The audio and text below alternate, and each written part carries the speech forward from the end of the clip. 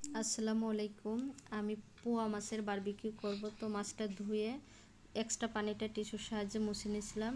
এখন মাছটা আষ্টে গন্ধ দূর করার জন্য লেবুর রসটা দিয়ে দিচ্ছি, আর সরিষা বাটা, একটু রসুন বাটা, একটু আদা বাটা, স্বাদ অনুযায়ী লবণ, আর ঘরে বানানো টক দই, গুঁড়া দুধটা দিয়ে বানিয়েছি। সয়া সস দিয়েছি 2 টেবিল চামচ, জিরা আর ধনে গুঁড়া 1 টেবিল চামচ, লাল মরিচের গুঁড়া আর টমেটো সস দিয়ে মাখিয়ে রাখছি 2 ঘন্টার জন্য।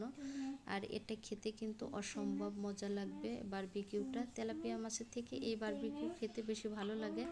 আর আমি বারবিকিউ করার আগে বারবিকিউ সসটা দিয়ে মাছটা বারবিকিউ করে নিচ্ছি। সরিষার তেল দিয়ে অবশ্যই করবেন, তাহলে বেশি ভালো লাগবে। আর এটা খাওয়ার জন্য আমি পরোটা তৈরি করছি পাশের চুলায়। আমার কিন্তু বারবিকিউ অলরেডি হয়েই প্রায় গেছে, আর একটা আছে, এটা কিন্তু শেষ হয়ে গেছে। এখন তাহিরার বাপি তাইবকে খাওয়াই দিচ্ছে। তো আপনাদের কাছে কেমন লাগছে আপনারা কমেন্ট করে জানাবেন। আল্লাহ হাফেজ, বাই।